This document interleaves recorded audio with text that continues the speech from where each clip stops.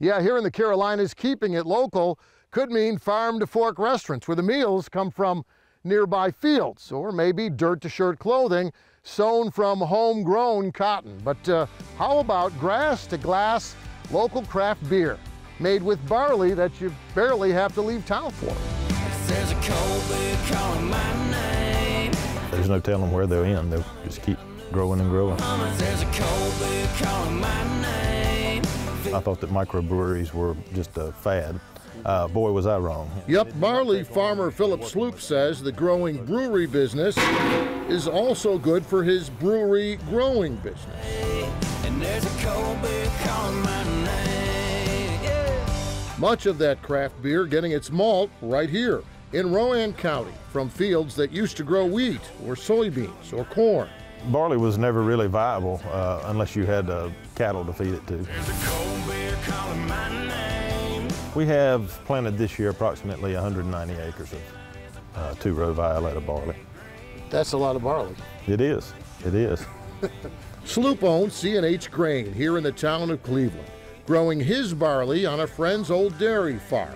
Other nearby farmers have barley for the breweries in their fields too. Yeah, there's a cold beer calling my name. They met with a bunch of growers and asked us who wanted to give it a try, and luckily we said yes. Skeptical when they approached us, but anxious to try something. Can you be optimistic and skeptical at the same time? They've sort of provided a safety net for us, you know. Yeah, during the harvest, if you come to Cleveland, you'll see the trucks rolling by going to the malt house. So everything comes straight from the field, straight to our grain bins here. Carolina Malt House founder Aaron Goss grew up here in Rowan County. He was a lawyer before becoming a maltster, Goss turning his homebrew hobby into a craft beer career. Almost all the grain we've ever processed has been grown within 10 miles of where we sit right here. Yeah, this malt house is also in Cleveland, North Carolina. Because for malt, beer's key ingredient, closer means fresher. On these shelves, we usually don't have more than about a 6-week supply. Makes for better beer.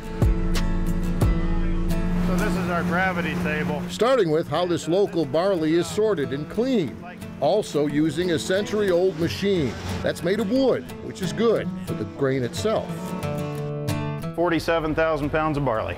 Goss shows us the huge tank he calls the barley jacuzzi, where all that Rowan County grain goes to soak, then drain, and then afterward to these high-heat kilning and drying rooms. All that barley is actually sitting, it's maybe 2.5 feet deep right now, and it's... This is where Carolina Malt House develops all their different malty tastes that Carolina craft brewers and craft beer lovers look for.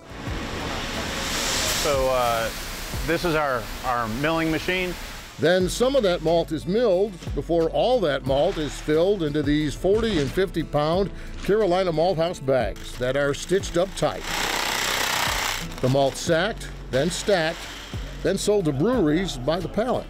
Some breweries will take 6 pallets at a time.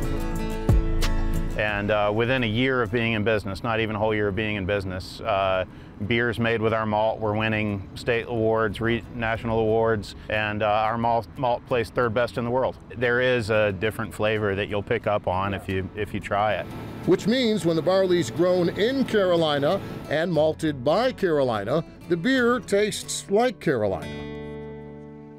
There's 10 different beers there that all highlight Carolina Malt House's grains and malts they gave us. Almost about 90% of the grain that was used from that came from Carolina, which, you know, again, very proud of that. Trip Moser is head brewer here at Charlotte's Heist Brewery, where all these labels, all these lagers, are all local malts. And here in the brewing room, Moser skateboards back to some of those same sacks of barley we saw at Carolina Malt House. Yeah, it's definitely my job to make sure we're having some of the top quality malt that we can get access to. Been using malt with Carolina for approximately 4 years now, and we know it's going to be the freshest that we have available to us. It's extremely clean, a little bit of sweetness to it. This beer right here is called Tall Horns. It's a Hellerbach style, German, with 100% Carolina grown barley from Carolina Malt House. Wow. And obviously we love the fact that it's local, so there's a premium that, you know, we're sharing with customers by going local. Malt is the key ingredient that makes beer beer. Just having fresh malt is going to make a world of difference. I mean, talk to any cook and they'll tell you fresh ingredients matter. So it's a grass. Barley is a grass. Early in the year, it looks just like grass planted in rows. So we can call it grass to glass. That's fair. There you go, that'll work. That'll work really well.